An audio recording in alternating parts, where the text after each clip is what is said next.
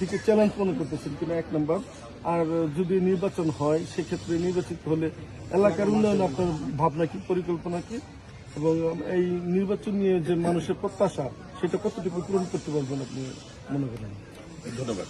আপনারা জানেন যে আমাদের গত সপ্তাহে বিএনপি থেকে আনুষ্ঠানিকভাবে 237 জন কে বিএনপি মনোনীত প্রার্থী হিসেবে দল ঘোষণা করেছে। সেখানে গাজীপুরের কাপাসিয়ার ধানের শীষের নমিনেশন আমাকে দেওয়া হয়েছে।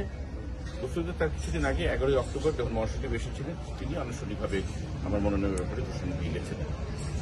আমাদের এখানে যে নির্বাচনী বর্তমানের যে অবস্থা, আমরা জনগণের কাছে যাচ্ছি, আমরা নেতা কর্মীর ঘরে ঘরে যাচ্ছি এবং এখানে নির্বাচনী অনেকে প্রতিদ্বন্দ্বিতা করছেন। আমরা দৃশ্যমান বিভিন্ন দলকে দেখছি আছেন। এখন ইনশাল্লাহ আমরা আশা করছি একটি অত্যন্ত উৎসবমুখর, সুষ্ঠু এবং নিরপেক্ষ পরিবেশে সামনে ফেব্রুয়ারি মাসে জাতীয় সংসদ নির্বাচন অনুষ্ঠিত হবে এবং আমরা জনগণের সাথে মিশছি, কথা বলছি, বাজার যাচ্ছি, মাঠে বাজারে যাচ্ছি, সরাসরি ভোটারদের সাথে কথা বলছি। আমরা যেটা দেখতে পাচ্ছি যে কাপাসিয়া গাজীপুর শহর এই আসনে এখানে কাপাসিয়ার জনগণ আপনার ধানের শীষে ভোট দেওয়ার জন্য তারা উদ্গ্রীব হয়ে আছে এবং এই ফেব্রুয়ারির যে আসনের নির্বাচনে ইনশাল্লাহ সবাই সফলভাবে ধানের শীষ প্রার্থীকে ভোট দিয়ে বিএনপিকে জয়যুক্ত করবে।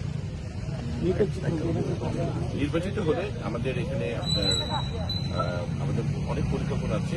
আমার মধুর পিতা ব্রিগেডিয়ার হান্নান শাহ, উনি এই আসন থেকেই 1951 সালে নির্বাচিত হয়েছিলেন এবং পরবর্তীতে মন্ত্রী আপনার দায়িত্ব পালন করেছিলেন। এলাকায় ব্যাপক উন্নয়ন করেছেন।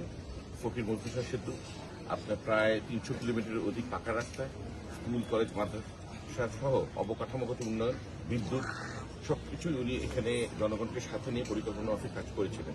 আরো অনেক অসম্পূর্ণ কাজ রয়েছে, বিশেষত পরিবেশ বান্ধব শিল্প কারখানা। এটা এখন সময়ের দাবি, কারণ আশেপাশে অঞ্চল এই কলকারখানা গড়ে ওঠার ফলে আপনার উন্নয়নের এবং অর্থনৈতিক প্রবাহ, আপনার মানুষের জীবনযাত্রার মান সবই অনেক উন্নতি হয়েছে, কিন্তু আমাদের এলাকাটা গত 17 বছর ধরে পিছিয়ে আছে। তো পরিবেশ বান্ধব কলকারখানা সব আগে আমার প্রাধান্য পাবে আমার এই নির্বাচিত হওয়ার পরে। সেই সাথে আমরা সামাজিক কিছু আলামত দেখতে পাচ্ছি যে মাদকের যে পোশাক, সেটা কঠোর হস্তে দমন করবো ইনশাল্লাহ, প্রশাসনকে সাথে দিয়ে, জনগণকে সাথে নিয়ে। কেননা বহু পরিবার ঝরে যাচ্ছে, বহু পরিবারের তরুণ তরুণী বিপদে চলে যাচ্ছে এবং সামাজিক অবক্ষয় হচ্ছে।